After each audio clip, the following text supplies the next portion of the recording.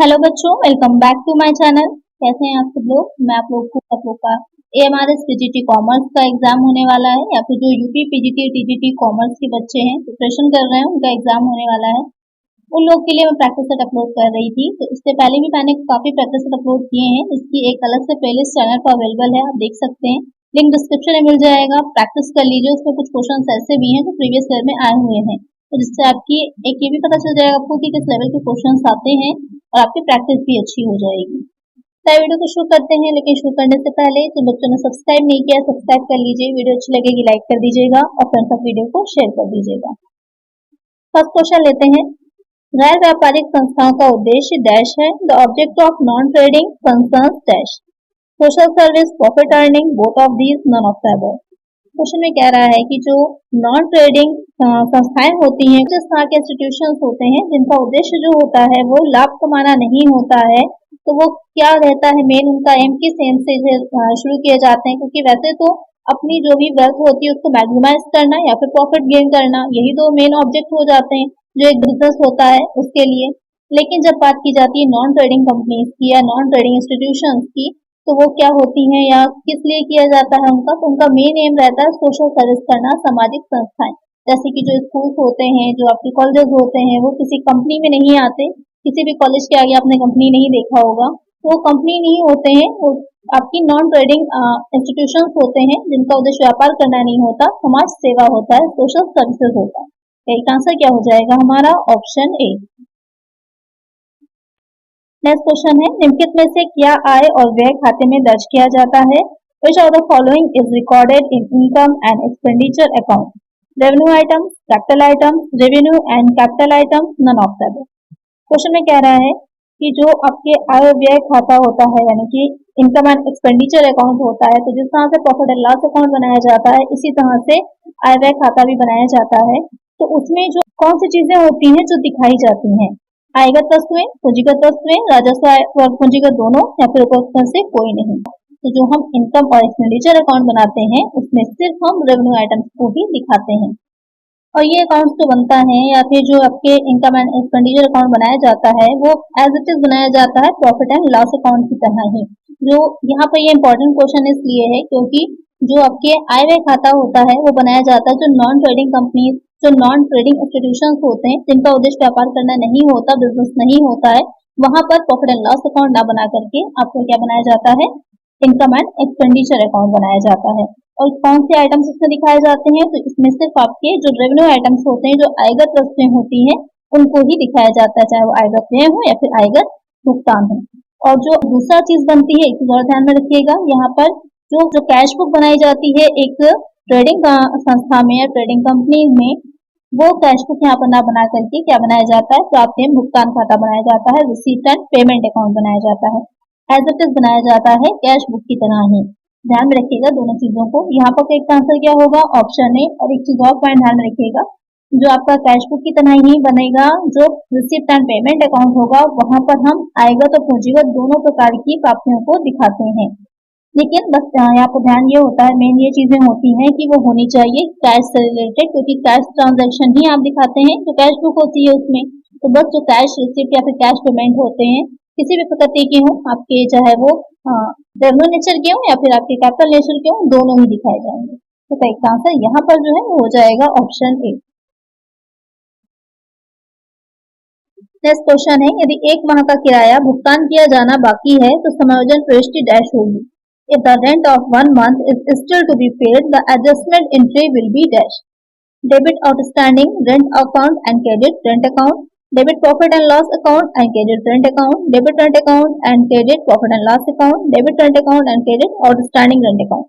तो क्वेश्चन में जो कह रहा था कि एक महीने का किराया अभी देना बाकी है, इसका मतलब क्या हो जाएगा, एक महीने का किराया नहीं चुकाया गया है, यानी कि आउटस्टैंडिंग है, आदत है, अभी चुकाना बाकी है, आपको देना, पेमेंट करना बाकी है। तो वहां पर जो एडजस्टमेंट एंट्रीज की जाती हैं, तो कौन सी एंट्री होगी, वहां पर जो रेंट अकाउंट होता है उसको हम डेबिट कर देंगे और जो हमारा आउटस्टैंडिंग रेंट अकाउंट होगा उसको हम क्रेडिट कर देंगे। तो इसका आंसर क्या हो जाएगा हमारा, ऑप्शन डी। क्योंकि जब भी यहाँ पर ध्यान रखिएगा कि वैसे तो रेंट अकाउंट जो होता है वो नॉमिनल अकाउंट हो जाएगा हमारा, लेकिन जब भी आप किसी भी कोई भी आइटम के साथ प्रीपेड या आउटस्टैंडिंग लगा देंगे तो वो पर्सनल अकाउंट बन जाता है। तो ये चीज को ध्यान में रखिएगा, क्योंकि यहाँ पर एग्जैक्टली थोड़ा सा आपको कंफ्यूज करने के लिए क्लियरली ये नहीं बोला है कि ये आउटस्टैंडिंग है। यहाँ पर आपको समझना है कि नहीं चुकाया है, चुका देना चाहिए था बट नहीं चुकाया है, तो वो आउटस्टैंडिंग हो जाएगा। तो आउटस्टैंडिंग हो जाएगा तो वो कौन सा अकाउंट हो जाएगा? पर्सनल अकाउंट हो जाएगा। एक आंसर हो जाएगा हमारा ऑप्शन डी। जो पर्सनल अकाउंट का रूल होता है वही अप्लाई होगा। क्या रूल होता है मैंने आप लोग को प्रीवियस वीडियोस में समझाया हुआ है। कमेंट करिएगा मुझे कि पर्सनल अकाउंट का क्या फॉर्मूला होता है, पर्सनल अकाउंट में एंट्री करने का क्या रूल होता है। नेक्स्ट क्वेश्चन है, यदि कोई व्यक्ति अपना कर्ज चुकाने में विफल रहता है तो ऐसी राशि को डैश माना जाता है। If a person fails to pay his debt, such as amount is considered as dash. Bad debt recovered, provision for bad debt, none of the above. Question में कह रहा है कि कोई व्यक्ति है, उसे कोई डेप्ट को किसी तरह का कर्ज था, उसको पेमेंट करना था, लेकिन उस पेमेंट को चुकाने में वो सक्सेसफुल नहीं होता है, फेल हो जाता है। तो इस तरह का अमाउंट क्या कहलाएगा? व्यक्ति को नहीं पूछा है, अमाउंट को पूछा गया है। अमाउंट क्या कहलाता है? बैड डेप्ट कहलाता है। Bad dept recovered, provision for bad dept, none of the above. ये काफी कंफ्यूज करता है। जब हम लोग पढ़ रहे थे तब भी बहुत कंफ्यूज करता था। जब हम लोग ग्रेजुएशन आप लोग रहे होंगे तब जो कॉम्पिटिशन होते हैं तो वहां पर रिलेटेड क्वेश्चन आते हैं, कभी कभी न्यूमेरिकल भी दे देता है। आगे की वीडियोस में मैं न्यूमेरिकल को भी शामिल करूंगी इससे रिलेटेड, कभी कोई पूछ लेता है। तो यहाँ पर कोई राशि जो कि प्राप्त नहीं हुई है, कोई लोन जो कि पे नहीं हुआ है, तो वो क्या कहलाता है? वो चला जाता है आपका बैड डेट में, अशुद्ध ऋण में, जिसका शोधन ना हो सका हो। और जो बाकी के दोनों पॉइंट से रखे हैं कि रिकवर्ड, जब कभी वही लोन जो होता है वो मिल जाएगा, उसको पेमेंट कर दिया जाएगा तो वो रिकवर्ड हो जाएगा। और प्रोविजन, अगर पहले से ही आपको थोड़ा सा अंदाजा है कि हो सकता है कि ये लोन आपको वापस ना मिले, तो उसके लिए आप अपना अकाउंट में प्रोविजन कर लेते हैं, लाभों में से कुछ राशि उसके लिए अलग से रख करके प्रोविजन कर लेते हैं, जिससे कि आपको किस तरह का लॉस ना हो। तो वो हो जाता है आपका प्रोविजन फॉर बैड डेट। लेकिन यहाँ पर जो पूछ रहा है कि वो क्या कहलाता है, वो कहलाता है बैड डेट। तो एक आंसर होगा ऑप्शन ए। नेक्स्ट क्वेश्चन है, निम्नलिखित में से कौन सी गैर व्यापारिक संस्था की आय की वस्तु नहीं है? Which of the following is not an item of income of non-trading concern? Entrance fees, interest, government aid, salary. Question में कह रहा है, यहाँ पर ध्यान दीजिएगा, इनकम की बात पूछी है कि यहाँ पर जो आपके ऑप्शंस दे रखे हैं इसमें से कौन सा ऑप्शन ऐसा है जो कि इनकम का सोर्स नहीं होता है किसी भी नॉन ट्रेडिंग कंसर्न के लिए, नॉन ट्रेडिंग इंस्टीट्यूशन के लिए। प्रवेश शुल्क, ब्याज, सरकारी सहायता, वेतन।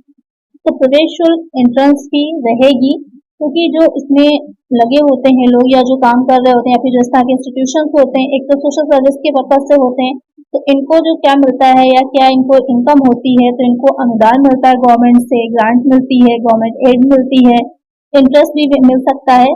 जो भी इनके बैंक्स में अकाउंट होते हैं उसमें इंटरेस्ट इनको मिलता है, या फिर जो इनका प्रवेश शुल्क होगा, एंट्रेंस फी होगी, जैसे कि कॉलेजेस वगैरह हैं या स्कूल होते हैं तो इनकी अपनी फीस होती है, वो फीस इनको मिलती है।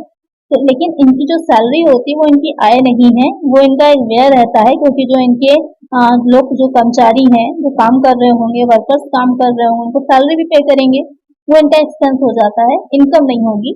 बाकी तीनों चीजें इनकम है। यहाँ पूछ रहा था कि क्या इनकम नहीं है, वो हो जाएगी सैलरी। तो एक आंसर होगा ऑप्शन डी। नेक्स्ट क्वेश्चन है, यदि आपके पास कैश बुक में क्रेडिट बैलेंस है तो ये क्या दर्शाता है?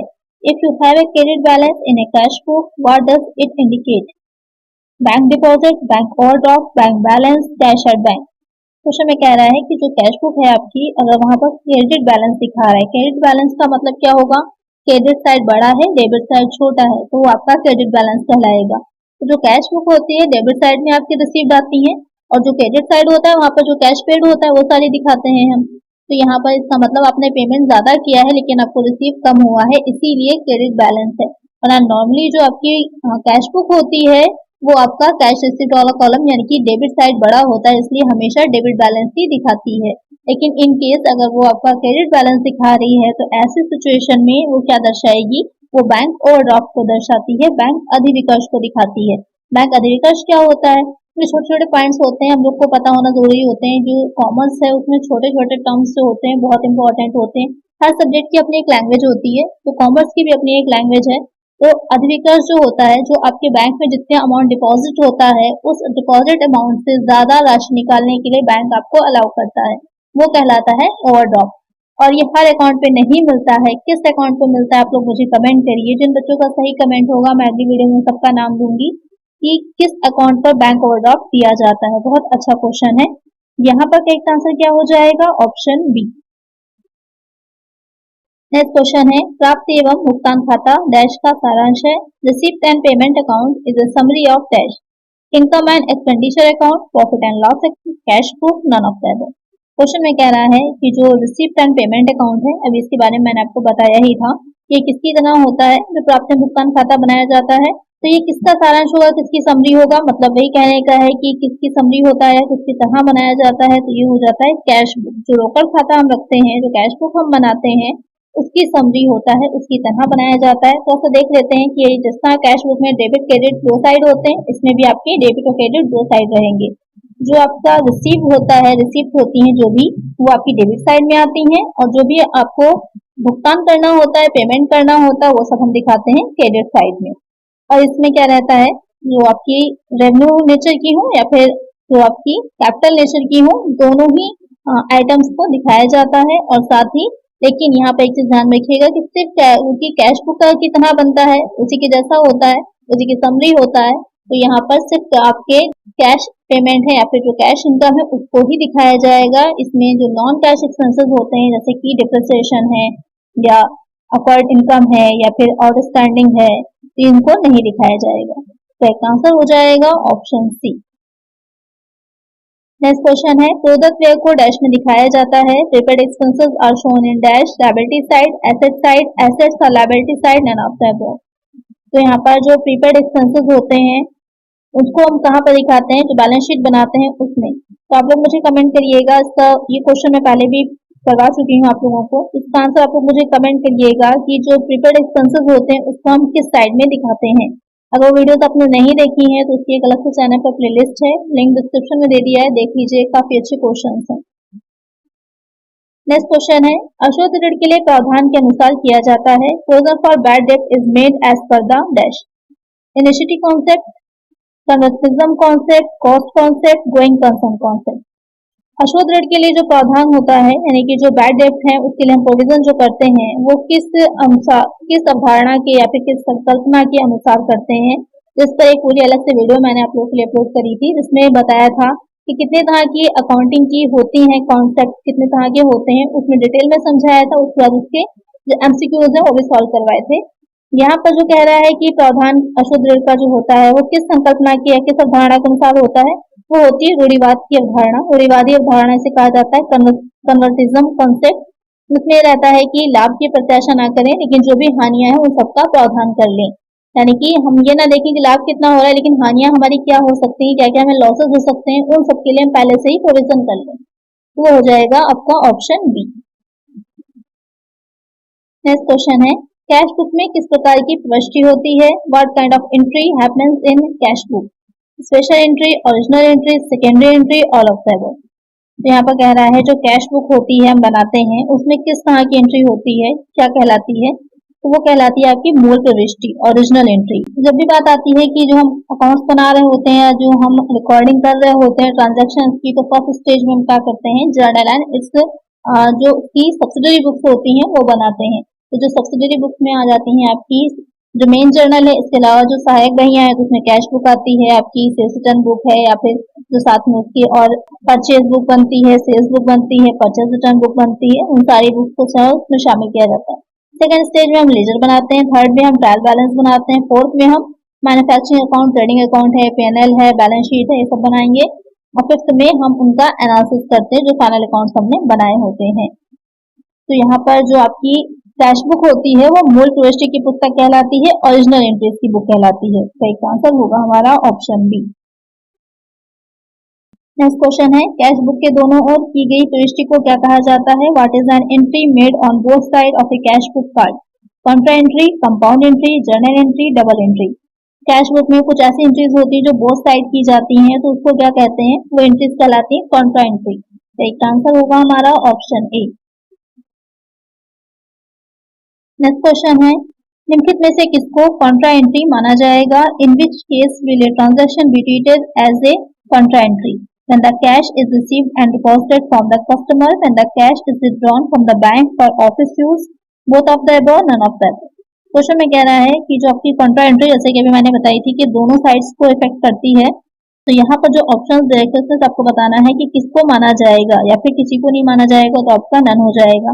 तो जो दे रखा है कि when the cash is withdrawn from the bank for office use, cash को विड्रॉ किया जा रहा है बैंक से ऑफिस यूज के लिए, तो यहाँ पर ये एंट्री जो होगी वो कॉन्ट्रा एंट्री कहलाएगी, क्योंकि ये दोनों साइड को, बैंक को और कैश को, दोनों साइड को इफेक्ट कर रही है, इसलिए क्योंकि इससे जो मेन आपके फाइनेंशियल कंडीशंस होती हैं या जो मेन आपकी फाइनेंशियल पोजीशन होती है बिजनेस की, वो इफेक्ट नहीं होती है। तो यहाँ पर करेक्ट आंसर हो जाएगा ऑप्शन बी।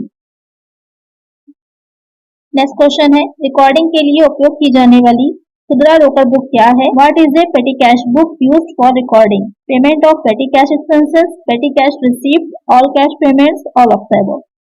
क्वेश्चन में कह रहा है कि जो हम पेटी कैश बुक बनाते हैं, एक तो कैश बुक बनती है हमारी, फिर हम साथ ही उसके पेटी कैश बुक भी बनाते हैं, जो कुछ बड़ी संस्थाएं होती हैं जहाँ पर डेली के एक्सपेंसेस बहुत ज्यादा होते हैं, तो वो आपकी एक पेटी कैश बुक बनाते हैं, जिसे कि हिंदी में खुदरा रोकड़ बुक कहा जाता है। उनका मेन काम ये होता है कि जो डेली के छोटे मोटे एक्सपेंसेस होते हैं उसको नोट करना, जिससे कि किसी तरह की कोई भूल चूक ना हो जाए, कुछ हम भूल ना जाए, कोई छोटा खर्चा रह ना जाए, जिससे कि जो हमारे मेन अकाउंट्स हैं उसमें किसी तरह का डिप्रिशिएट करें या फिर किसी तरह का कोई अंतर आए।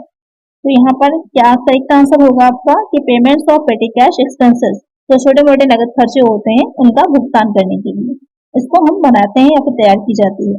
करेक्ट आंसर होगा ऑप्शन ए। नेक्स्ट क्वेश्चन है, यदि किसी व्यवसाय में कैश बुक बनाई जाती है या फिर रोकड़ पुस्तक बनाई जाती है तो उसे क्या बनाने की आवश्यकता नहीं होगी? If a business is already maintaining a cash book, what does it not have to maintain?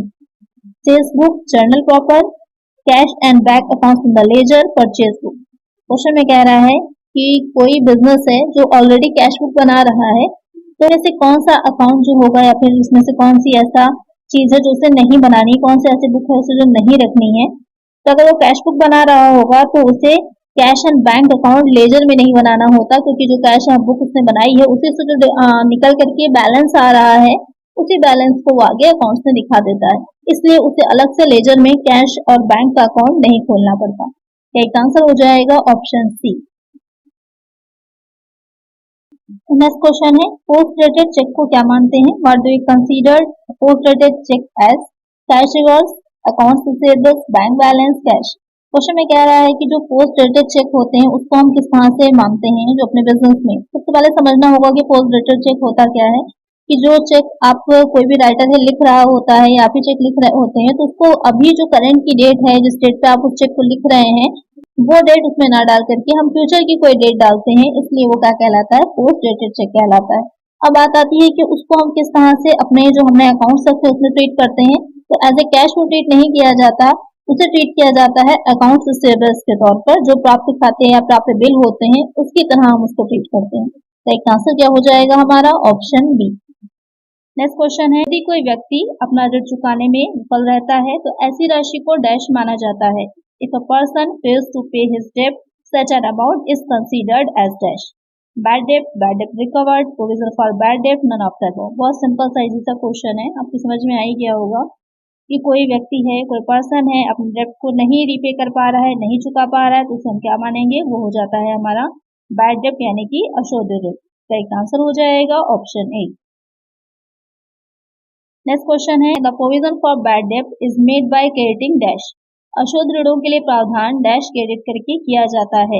अब यहाँ पर ध्यान दीजिएगा कि जब हम प्रावधान कर रहे होते हैं, प्रोविजन कर रहे होते हैं, तो वहां पर एक एंट्री की जाती है। तो एंट्री में ही आपको ध्यान रखना है कि क्या चीज क्रेडिट की जाती है और कौन सा अकाउंट हम डेबिट करते हैं। तो यहाँ पर जो एंट्री इससे रिलेटेड की जाएगी, तो यहाँ पर प्रॉफिट एंड लॉस अकाउंट को हम डेबिट करेंगे और हमारा क्रेडिट में क्या जाएगा? तो provision for bad and doubtful डेब्ट अकाउंट, यानी कि जो एंट्री आपकी बनेगी profit and loss account debit to provision for bad and doubtful डेब्ट अकाउंट क्रेडिट, ये आपकी एंट्री हो जाएगी। तो क्वेश्चन में क्या आ रहा है? क्रेडिट कहाँ किया जाएगा? क्रेडिट किया जाएगा प्रोविजन फॉर बैड डेब्ट अकाउंट में। तो करेक्ट आंसर होगा ऑप्शन सी। अगर डेबिट को क्वेश्चन पूछता तो डेबिट कहाँ किया जाता? प्रॉफिट एंड लॉस अकाउंट में किया जाता। तो ध्यान में रखिएगा, इसमें मेनली जो की जाती है वो 3 तरह की एंट्रीज होती हैं। पहली एंट्री, जैसे कि आप स्क्रीन पर देख रहे होंगे, पहली एंट्री रहती है कि जब आपका जो बैड डेट अकाउंट है, क्योंकि हमें रिटर्न ऑफ करना है, उसके लिए बैड डेब्ट अकाउंट डेबिट होगा और डेटर्स अकाउंट हमारा क्रेडिट हो जाएगा। उसके बाद क्या करते हैं कि इस पर हम प्रोविजन कर रहे हैं, जो बैड डेब्ट का था क्योंकि हमें नहीं मिलना है तो उसको हमें बुक से अपने रिटर्न ऑफ कर देना था, आपने अभी पढ़ा था इसके बारे में। अब हम इसके लिए जो हमें मिल सकता है प्रोविजन कर रहे हैं, तो प्रोविजन करने के लिए प्रावधान जो हम करेंगे तो एंट्री जो करते हैं profit and loss account debit होता है, तो provision for bad and doubtful डेब्ट अकाउंट क्या होता है, क्रेडिट कर दिया जाता है। उसके बाद थर्ड एंट्री जो होती है डेब्ट अकाउंट डेबिट टू बैड डेब्ट अकाउंट, यहाँ पर क्या किया जाता है, बीइंग ट्रांसफर ऑफ बैड डेब्ट टू प्रोविजन फॉर बैड डेब्ट अकाउंट। हम जो बैड डेब्ट है उसको ट्रांसफर किस में कर देते हैं, जो हमने प्रोविजन फॉर बैड डेब्ट के लिए अकाउंट बनाया था उसमें। तो ये एंट्रीज आपकी की जाती हैं। यहाँ पर क्वेश्चन में कहा था कि जो प्रोविजन हम कर रहे होते हैं तब कौन सी एंट्री की जाती है, कौन सा अकाउंट क्रेडिट होता है, वो हो जाएगा प्रोविजन फॉर बैड डेब्ट अकाउंट। तो एक आंसर होगा ऑप्शन सी। नेक्स्ट क्वेश्चन है, अशुद्ध ऋण को दिखाया जाता है, बैड डेब्ट is shown on debit side of profit and loss account, credit side of profit and loss account, asset side of balance sheet, liability side of balance sheet. बहुत important question है ये भी कि जो आपका बैड डेब्ट होता है उसको हम कहाँ पर शो करते हैं, कहाँ पर दिखाते हैं। तो बैड डेब्ट क्योंकि आपका क्या है, एक तरह का लॉस ही तो है, क्योंकि आपको जो अमाउंट मिलना था वो नहीं मिला, तो जब भी हम जो लॉस होते हैं या जो प्रॉफिट्स होते हैं उसको कहाँ लेके जाते हैं, उसको हम लेकर जाते हैं प्रॉफिट एंड लॉस अकाउंट में। और जो हमारे लॉसेज होते हैं वो सब किस साइड में दिखाए जाते हैं, लॉसेज या फिर एक्सपेंसेस, दोनों चीजें वो कहाँ दिखाए जाते हैं, डेबिट साइड में दिखाए जाते हैं। तो कहाँ लेकर जाएंगे हम बैड डेब्ट को, debit side of profit and loss account. तो करेक्ट आंसर क्या हो जाएगा हमारा, ऑप्शन ए। नेक्स्ट क्वेश्चन है, अशुद्ध ऋण का कारण है, कॉज ऑफ बैड डेब्ट, बैंक्रप्सी ऑफ कस्टमर्स, इसको आप इंसॉल्वेंसी ऑफ कस्टमर्स भी बोल सकते हैं, amount not received from customers, both A and B, none of these. Question में कह रहा है कि जो अब बैड डेब्ट होता है उसका क्या रीजन होता है या क्या कॉज होते हैं। तो बैड डेब्ट किसी भी संस्था में, इंस्टीट्यूशन में या फिर किसी कंपनी में कब बनता है, जब बनता है जब या तो जो कस्टमर है वो इंसॉल्वेंट हो गया है, बैंकरप्ट हो गया है, वो आपकी जो भी डेब्ट था उसको अपना चुका नहीं पाया है, पे नहीं कर पाया है, या फिर तब बनता है जब जो ग्राहक होता है उसको जो राशि देनी थी उसने नहीं चुकाई है, तो उसके भी रीजन हो सकते हैं। हो सकता है कि उसको उस वर्ष प्रॉफिट ना हुआ हो, लॉस हो गया हो, या उसने अपना बिजनेस बंद कर दिया हो, या फिर ये भी हो सकता है कि जो उसकी एसेट थी वो नष्ट हो गई हो, रुइन हो गई हो, जिस वजह से वो नहीं दे पाया हो, कुछ भी रीजन हो सकता है। यहाँ पर तो ये दोनों ही कारण हो जाएंगे। तो एक आंसर होगा option C, both A and B. चलिए नेक्स्ट क्वेश्चन लेते हैं, अशुद्ध ऋण को चिट्ठी में दिखाया जाता है, बैड डेब्ट are shown in the balance sheet by adding to the debtors amount less from debtors, miscellaneous expenditure, none of these। अभी इससे पहले के क्वेश्चन में हमने देखा था कि जो बैड डेब्ट था उसे हम कहाँ लेकर जाते थे, जो हमारा प्रॉफिट एंड लॉस अकाउंट है उसके डेबिट साइड में।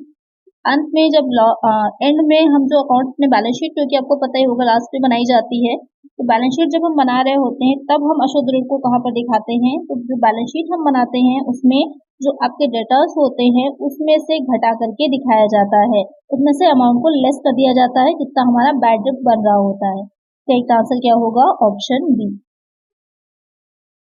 नेक्स्ट क्वेश्चन है, अशुद्ध ऋणों की वसूली पर किस खाते को डेबिट किया जाता है, which account is debited on recovery of bad डेब्ट, cash account, debtors account, liability account, none of these. Question में जो कह रहा है, अब यहाँ पर देखिए अभी तक हमने समझा था कि बैड डेब्ट हुआ है तो उससे रिलेटेड क्वेश्चंस थे। अब यहाँ पर कह रहा है कि रिकवरी हुई है, यानी कि जो बैड डेब्ट पहले हमें ये था कि हमें रिकवर नहीं होगा, कोई अमाउंट नहीं मिलेगा, लेकिन अब अगर हमारी उसकी रिकवरी हो चुकी है और हमने अपने बुक्स में उसको पहले अपलिखित कर दिया था, रिटर्न ऑफ कर दिया था, अब उसकी रिकवरी हुई है, तो जब अगर इस तरह के बैड डेब्ट की रिकवरी होती है तब वहां पर जो हमारा एंट्री की जाती है वो क्या होती है, कैश अकाउंट डेबिट होता है टू बैड डेब्ट रिकवर्ड अकाउंट। उसके बाद दूसरी एंट्री क्या होती है, बैड डेब्ट recovered account debit to profit and loss account. ये दो एंट्रीज होती हैं। यहाँ पर आपसे जो पूछा है ट्रांसफर नहीं पूछा, ये पूछा है रिकवर हुआ है। जो सिर्फ रिकवर होता है तो यहाँ पर कैश अकाउंट या फिर ध्यान दीजिएगा बैंक अकाउंट भी लिखा हो सकता है, दोनों ही करेक्ट होंगे। तो यहाँ पर कैश अकाउंट क्या होता है, डेबिट कर दिया जाता है। अगर क्रेडिट को पूछता तो क्रेडिट क्या करेंगे, बैड डेब्ट रिकवर्ड अकाउंट को क्रेडिट करते हैं, लेकिन डेबिट पूछा है तो कैश अकाउंट डेबिट होगा। एक आंसर होगा ऑप्शन ए। नेक्स्ट क्वेश्चन है, अशुद्ध ऋण की प्राप्त राशि को किसमें हस्तांतरित किया जाता है, bad debt recovery amount transferred इन। देखिए यहाँ पर वही क्वेश्चन आ गया आपका कि कहाँ पर हस्तांतरित करते हैं, कहाँ पर ट्रांसफर करते हैं। जैसे हम कहाँ ट्रांसफर करेंगे, बैलेंस शीट में, प्रॉफिट एंड लॉस अकाउंट में, डेटर अकाउंट में, नन ऑफ दिस। तो इसे हम जो प्रॉफिट एंड लॉस अकाउंट होता है वहां पर ट्रांसफर करते हैं। तो एक आंसर होगा हमारा ऑप्शन बी। नेक्स्ट क्वेश्चन है, देनदारों पर कटौती की राशि कहाँ दिखाया जाता है? Where is the amount of discount on returns shown? Debit side of profit and loss account by subtracting from the amount of returns in the balance sheet, both A and B, none of this. अब ध्यान दीजिएगा, यहाँ पर देनदारों पर कटौती की राशि की बात हो रही है। तो यहाँ पर देनदारों पर कटौती का मतलब क्या होता है कि कभी कभी जो जो हमारे डेटर्स होते हैं वो अमाउंट को नहीं चुका पाते हैं उस वर्ष में, तो अगले वर्ष में उनको कुछ कटौती दे दी जाती है, कुछ डिस्काउंट दिया जाता है। तो उस डिस्काउंट को हम कहाँ पर शो करते हैं? तो उसे हम लाभानी खाते यानी प्रॉफिट एंड लॉस अकाउंट के डेबिट में भी दिखाते हैं, क्योंकि ये एक आपका एक्सपेंस है, एक का लॉस है। और साथ ही जो हमारा डेटर्स हैं जो हम अपने बैलेंस शीट में दिखाएंगे उसमें से भी हम लेस कर देते हैं। तो दोनों में से ही दिखाया जाएगा, तो ध्यान रखिएगा। तो एक आंसर यहाँ पर हो जाएगा हमारा ऑप्शन सी। नेक्स्ट क्वेश्चन है, देनदारों पर की गई कटौती के लिए प्रावधान है। Provision for discount on debtors is dash. क्या है कि जो हम कटौती के लिए प्रावधान कर रहे हैं, प्रोविजन कर रहे हैं, क्योंकि हम अगर कटौती दे रहे हैं तो उसके लिए भी हमें कुछ प्रोविजन पहले से करना होता है। तो वो प्रोविजन क्या है आपका? वो एक तरह का लॉस होता है, हानि होती है। तो एक आंसर होगा हमारा ऑप्शन ए। नेक्स्ट क्वेश्चन है, 31 मार्च 2019 को कुल देनदार, यहाँ पे ये न्यूमेरिकल है आपका, देख लेते हैं इसको कि कैसे सॉल्व करना है। अगर प्रैक्टिकल ये क्वेश्चन आता है आपका, देनदार रुपीज 25,000 है तथा अप्राप्य ऋण 1,000 है, तो यदि देनदारों पर छूट की दर 2% तथा अप्राप्य ऋण के लिए प्रावधान की दर 5% हो तो देनदारों पर छूट की राशि होगी। ऑन 31 मार्च 2019, कोई भी ईयर दे रखा हो सकता है आपने। Total debtors are ₹25,000 and bad debts are ₹1,000. So if rate of discount on debtors is 2% and rate of provision for bad debts is 5%, then the amount of discount on debtors will be।